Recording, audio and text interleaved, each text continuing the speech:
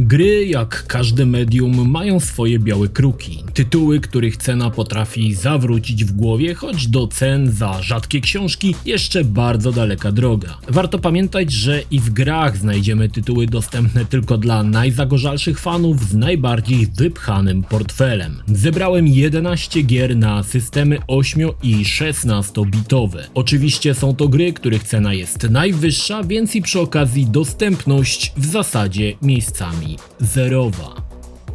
Darkside. To, że Sega 32X było niezbyt przemyślanym krokiem, dziś wie niemal każdy, ale to, że sprzedało się tego mało i było na to ustrojstwo mało gier, podnosi ich cenę pod sufit. Jedną z takich gier jest Darkside w wersji PAL, bo gdzie indziej nie została ta gra wydana. Była to wariacja na temat kultowego Asteroid, z tym, że w przestrzeni 3D, co było dość niespotykane na tamte czasy, a jeszcze bardziej niespotykane było to, że gra korzystała z oteksturowanych poligonów. Darkside na ostatniej aukcji sprzedał się za $3,500. Magical Chase. Magical Chase to nie jest zbyt dobra gra. Od prosty shooter, w którym lecimy w prawo jako czarownica na miotle i strzelamy do słodkich misiów i innych popierdółek. Ale właśnie ta gra to święty graal gier na TurboGrafx 16. Za kopię tej oto gry zapłacimy jedynie $2,800, także nie aż tak wiele jak w przypadku późniejszych gier, ale nie zmienia to faktu, że dostać ją będzie równie ciężko. Kizuna Encounter.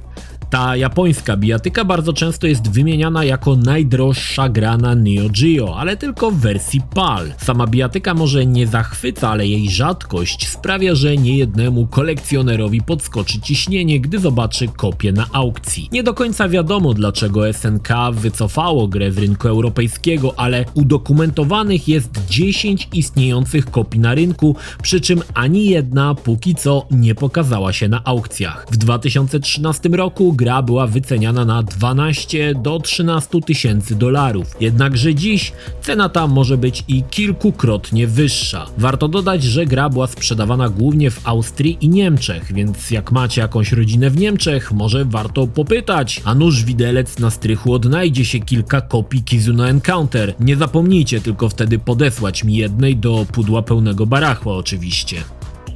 Family Fitness Stadium Events. Stadium Events to gra, na której rywalizowało się w dwie osoby na specjalnej mapie, w 4 konkurencjach sportowych, biegach, skoków dal i trójskoku. W późniejszym czasie Nintendo przebranduje matę na Powerpad, jednakże ta wczesna wersja pod nazwą Family Fitness Fun, wydana jedynie w Ameryce, jest najdroższą edycją gry. Ilość dostępnych kopii na rynku jest nieznana, ale jeśli marzyć się pobieganie i poskakanie na macie z dobrze obdarzoną przez naturę koleżanką, szykuj $30,000. Za tyle kompletna gra poszła w 2017 roku. W 2020 jej cena wynosiła już $55,000. To lepsze niż kopanie bitcoinów.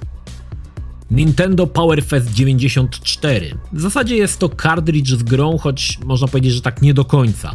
W 1994 roku Nintendo rozpoczęło ogólnokrajowy turniej, w którym gracze zmagali się w 3 gry przez 6 minut. Po upływie czasu gra kalkulowała wynik końcowy. Z tej okazji Nintendo przygotowało specjalny kartridż, na których były zapisane właśnie te gry z limitem czasowym. Historia głosi, że wyprodukowano 33 kopie Nintendo Power Fest. Po zakończonym turnieju wszystkie gry miały powrócić do Nintendo, gdzie zostały rozłożone na części do ponownego użycia. Udokumentowano 2 kopie, które ocalały. Jedna sprzedała się za $12,000 kilka lat temu, druga kopia jest w rękach kolekcjonera, który życzył sobie za nią $300,000, ale nie znalazł kupca, więc może ty się zdecydujesz. Od razu bierz 2, będziesz wtedy sułtanem Nintendo.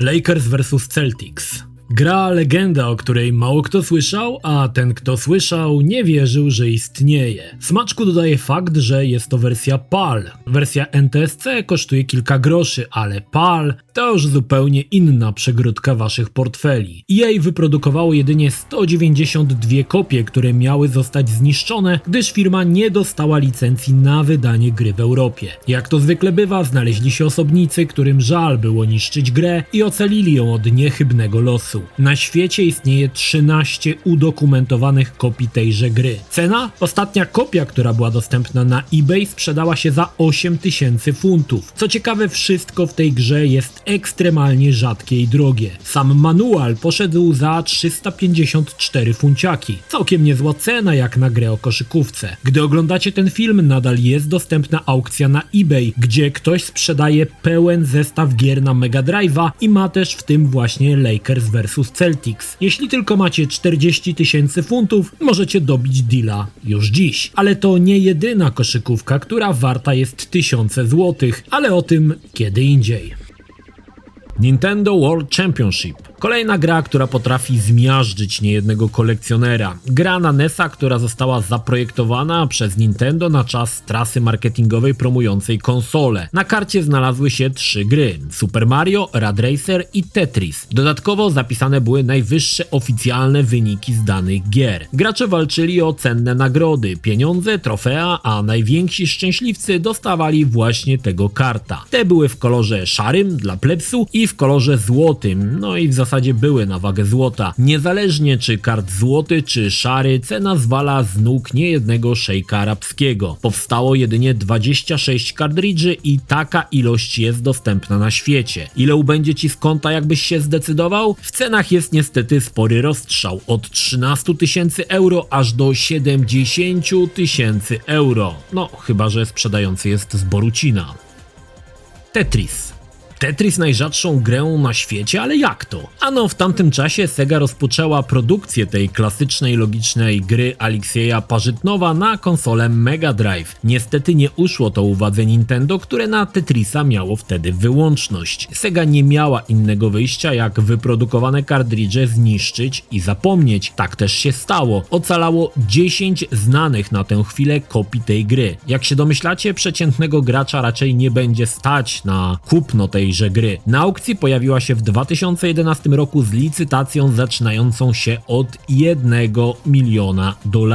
I nie, gość nie był z Borucina. Co ciekawe, gra była z podpisem twórcy. Oczywiście nie znalazł się szaleniec, który by Tetrisa za taką cenę kupił. Prawowity właściciel kupił Tetrisa, jak podaje, za 11 000 euro, co też było niemałą sumką, ale 98% zysk, no to chyba mała przesada. Dziś Tetrisa możecie nabyć za bagatela około $25 000, o ile uda wam się wygrać aukcję z dziesiątkami lub setkami innych szaleńców. Birthday Mania. Pewnie wy, tak jak i ja, nigdy o czymś takim nie słyszeliście. Gra została stworzona w 1984 roku przez Antoni Tokara. Opierała się ona na minigrach inspirowanych przyjęciami urodzinowymi. Autor wysyłał grę po wcześniejszym przesłaniu do niego czeku z ustaloną kwotą. Sprzedał 10 do 15 kopii, przy czym tylko jedna została udokumentowana. Gra jest tak rzadka, że przez długie lata nie istniał nawet jej ROM, aby ją odpalić na emulatorze. Dopiero w 2019 roku ktoś się zlitował i zdumpował grę. Ile hajsu musimy wydobyć ze skarbonki na Birthday Manie? Ciężko powiedzieć, niemniej szacuje się, że poniżej $35 000 nie zejdzie, o ile w ogóle kopia gry kiedykolwiek wypłynie.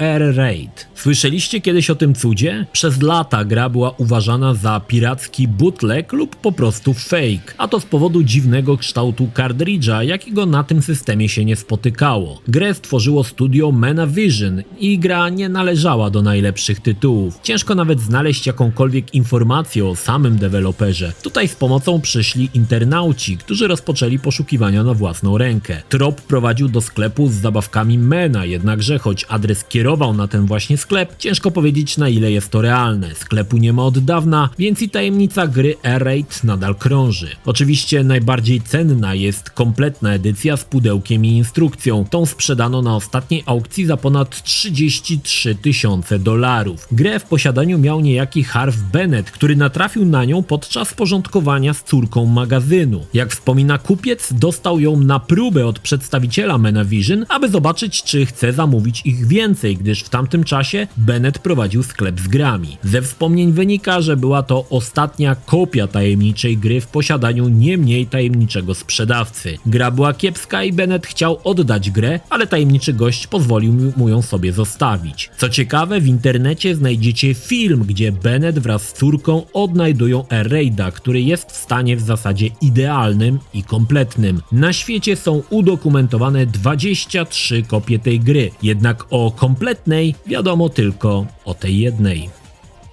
Gamma Attack. Święty graal najrzadszych gier świata. Oto Gamma Attack na Atari 2600. Gra została stworzona przez firmę Gammation, która zajmowała się głównie sprzedawaniem kontrolerów do Atari, w tym jednego z wbudowanym potencjometrem, który umożliwiał oddanie aż 30 strzałów na sekundę. Na reklamie kontrolerów na dole małym druczkiem znajdziemy informacje o sprzedaży właśnie Gamma Attack. Gra była w sprzedaży od 1983 roku. Niestety w tym samym roku Gammation zamknęło swój sklep, więc i gra przestała być dostępna. Przez długi czas tytuł był uważany za miejską legendę i mało kto wierzył w jej istnienie. Tak było do momentu, aż nie pojawiła się na eBayu, wystawiona przez kolekcjonera Anthony DeNardo za okrągłą sumkę $500,000. Dużo? Bardzo dużo, ale na świecie istnieje tylko jedna kopia Gamma Attack, więc chyba sami rozumiecie, że cena za takiego białego kruka jest nawet dość przystępna. A może ty znasz jakieś rzadkie gry na systemy 8 i 16-bitowe, a może posiadasz jakąś w domu? Podziel się swoją historią w komentarzu.